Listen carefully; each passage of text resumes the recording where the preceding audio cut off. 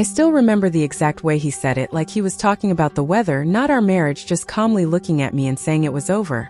At first I honestly thought I misheard him because nothing about that moment felt like an ending. It was just a regular Tuesday evening. I was standing in the kitchen stirring soup, the TV was on in the background, and he had just walked in from work like he always did, same routine, same silence, nothing unusual.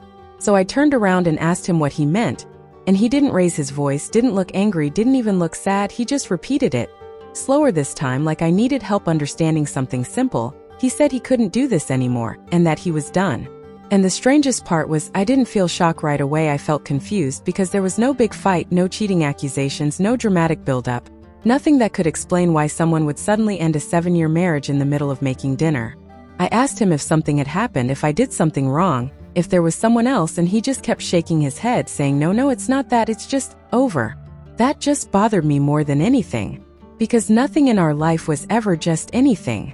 We weren't perfect, of course not, but we were stable, predictable, the kind of couple that people described as boring in a good way. We paid bills on time, we argued about groceries and laundry, we spent weekends watching movies. And yeah, sometimes we didn't talk much, but it never felt like silence meant distance. At least not to me. So I kept pushing because his answers didn't make sense. And the more I asked, the more vague he became, like he had rehearsed one sentence but nothing beyond it. He said he needed space, that he felt trapped, that he wasn't happy anymore, but every time I asked why, he just repeated the same phrases in slightly different words, like a script that didn't go deeper. And that's when something inside me shifted, because it stopped feeling like a conversation and started feeling like he was hiding something. Not necessarily another woman, not necessarily anything dramatic, just something he wasn't saying. I asked him if he was sure, and he said yes. I asked him when he decided this, and he hesitated for just a second too long before saying recently. That pause stuck with me. Because if you've been with someone long enough, you start noticing those tiny delays, those almost invisible cracks in the way they speak. And that 1 second told me more than everything else he said combined. He had been thinking about this for a while.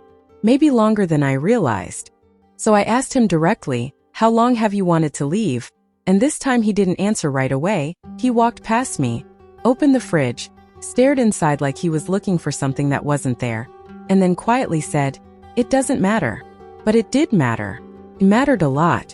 Because that meant this didn't start today, it didn't even start this week, and suddenly I started replaying everything in my head, all the small moments I ignored, all the times he seemed distant, all the evenings he stayed late at work without really explaining why. And I felt that uncomfortable realization creeping in, that maybe I had missed something obvious. Still, I didn't want to jump to conclusions, so I asked him one more time calmly if there was someone else. And this time, instead of answering immediately, he looked at me. Not defensive, not guilty, just tired. And he said no. But something about the way he said it didn't feel like the truth, not exactly a lie, but not the full truth either, like he was answering a different question than the one I asked. And that's when I noticed something I hadn't paid attention to before. His phone. He was holding it tighter than usual, almost subconsciously, like he didn't want to put it down, and when I moved closer he shifted slightly, just enough to keep the screen out of my view. It was a small movement, so small that most people probably wouldn't even notice it. But I did, because he had never done that before. Not in 7 years.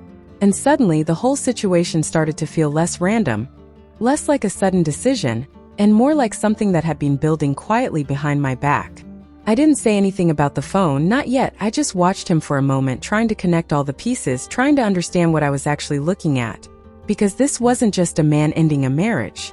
This was a man who had already left in some way, before saying the words out loud.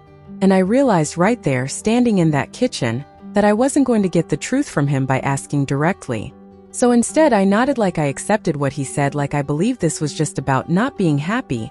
And I told him, okay, if that's what you want, we'll figure it out. And for a second I saw relief on his face. Real visible relief. Like he expected a fight or tears or drama, and instead I gave him nothing. And that's exactly when I knew. This wasn't over. Not yet. So I didn't argue, I didn't cry, and I didn't try to stop him, because something about his relief told me more than anything he had said out loud, and I needed to understand what exactly he thought he had just gotten away with.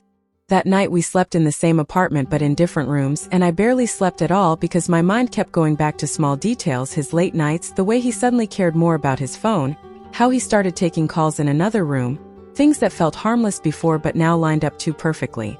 And I kept thinking, If there really was nothing and he was just unhappy, then why hide anything? That question stayed with me into the next day. And instead of confronting him again, I did something I normally wouldn't do. I paid attention quietly. He left for work like usual, kissed me on the cheek like it was just another morning.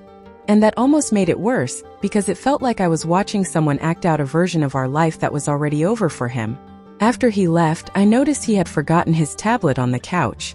And I didn't plan this. I didn't wake up thinking I would go through his things, but it was just there, unlocked, notifications still visible on the screen. I told myself I was just going to check one thing, just enough to confirm I was overthinking. But I wasn't. There were messages. Not romantic, not in the obvious way, no hearts, no I miss you. Nothing that would immediately scream betrayal, but there was a name I didn't recognize, and the tone was familiar. Too familiar. Inside jokes, shared frustration, late-night conversations that stretched for hours, small details about his day that he used to tell me. And then I saw one message that made everything click. She had written, "Did you tell her yet?" And his reply was, "Yes. Yesterday." I just sat there staring at the screen because suddenly his calmness, his rehearsed phrases, the timing, all of it made sense. This wasn't a sudden decision. This was a plan. But it still didn't fully add up, because if he was leaving me for someone else, why deny it so clearly? Why not just say it and leave? So I kept reading, scrolling back carefully, and that's when the truth became different from what I expected. There was no relationship. Not in the usual sense. They never talked about meeting, never talked about a future together, and every time she hinted at something more, he avoided it.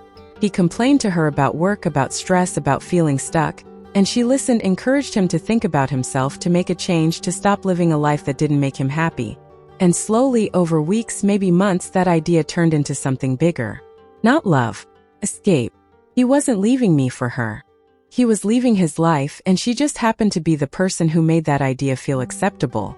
That's why he said there was no one else. Because in his mind there wasn't. But without her, I don't think he would have ever said it out loud. I put the tablet down and just sat there for a while. Because the anger I expected to feel wasn't exactly what came first. It was something more complicated. Because it meant our marriage didn't end because of a single betrayal. It ended slowly, quietly, while he was talking to someone else about everything he never said to me. That evening, I didn't wait for him to bring it up again. I waited until he got home, until he put his keys down, and before he could say anything, I told him we needed to talk. He looked tense immediately, like he knew this wasn't going to be the same calm conversation as yesterday. So I just asked him directly, "Who is she?" And for the first time since all of this started, he froze. Not confused, not defensive, just still. And I could see the exact moment he realized I knew more than he expected. He asked me what I meant, and I didn't raise my voice, I just said her name. The same one from the messages. And that's when the whole calm version of him cracked. He sat down slowly and ran his hands over his face, and for a few seconds he didn't say anything at all, like he was deciding whether to keep lying or finally explain. Then he said, "It's not what you think." And I told him I already knew that, because if it was what I thought, it would actually be simpler. So he started talking. Not in a defensive way, not trying to twist the story, just explaining. He told me it started as work conversations, then personal things, then deeper conversations he didn't even realize he was missing.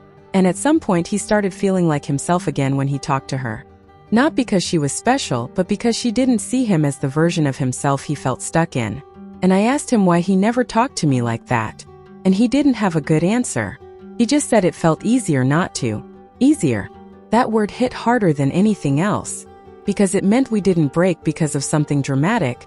We broke because silence became more comfortable than effort. I asked him if he loved her. He said no. I asked him if he wanted to be with her. He said he didn't know. And then I asked the only question that actually mattered at that point.